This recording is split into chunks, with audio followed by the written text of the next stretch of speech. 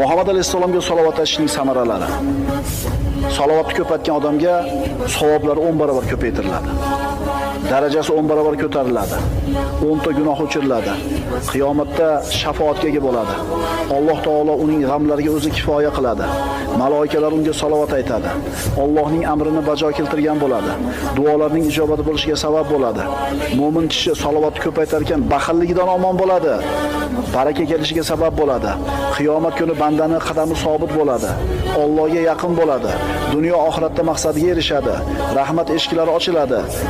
Payg'ambarga salovat ko'paytgan kishiga payg'ambarimizga bo'lgan muhabbati isboti topiladi. Faqirligini yo'q bo'lishiga sabab bo'ladi. Musulmonning qalbi tirilishiga sabab bo'ladi. Rasulullohga manzilat jihatdan yaqinlashadi va yana bundan boshqa 100 dan ortiq fazilatlarga, xayriyatlarga ega bo'ladi. Kim? Rasululloh sallallohu alayhi vasallamga salovat etgan